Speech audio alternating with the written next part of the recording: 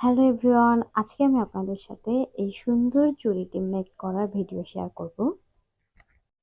আমি প্রথমেই চুড়ির বেজটার উপর সুতো পেঁচিয়ে নিয়েছিলাম, যেটার ভিডিও আমার কাছে নাই, তাই আপনাদের সাথে শেয়ার করতে পারছি না।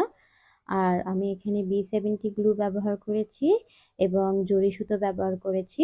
আমি মোটা জরি সুতোটাই ব্যবহার করেছি, কারণ আমার ডিজাইন অনুযায়ী মোটা জরি সুতোটাই ঠিক আছে।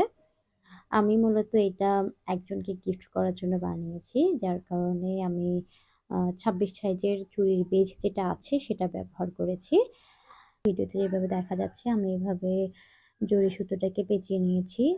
চুড়ির আমি এখানে গোল্ডেন কালার জরি সুতো ব্যবহার করেছি, কারণ এটা আমার চুড়িতে যে সুতোটা আছে জলপাই কালারের সঙ্গে অনেক ভালো ম্যাচ খাচ্ছে, এটার জন্য। আপনারা যেকোনোভাবে জরি সুতোটা পেঁচিয়ে নিতে পারেন আপনাদের ইচ্ছা অনুযায়ী।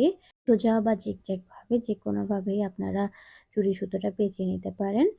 তবে সুতোটা পেঁচানোর সময় অবশ্যই হাত দিয়ে টেনে টেনে পেঁচাবেন, কারণ হাত দিয়ে টেনে টেনে না পেঁচালে সুতোর ফিটিংটা ভালো আসবে না, আর ফিটিংটা ভালো না আসলে ফিনিশিংটাও ভালো দেখাবে না।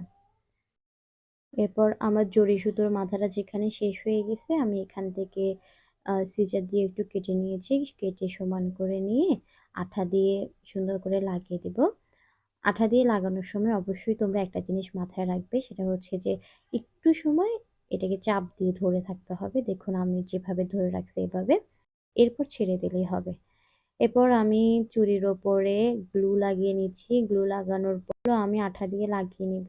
এতে চুড়িটা আরো বেশি সুন্দর এবং ব্রাইট দেখাবে। এটা করতে আমার অনেক বেশি সময় লাগেনি, যেহেতু আমার ডিজাইনটা একদম সিম্পল। শুধু একটু ধৈর্যের দরকার। ধৈর্য নিয়ে বানালে যেকোনো কাজেই সুন্দর হয়। আর এরপর আমার যখন সিকোয়েন্স গুলো লাগানো শেষ হলো, আমি ১ মিনিটের জন্য চুড়িগুলোকে রেখে দিয়েছিলাম, সিকোয়েন্স গুলো যেন চুড়ির সাথে ভালোভাবে শক্ত হয়ে লেগে যায়।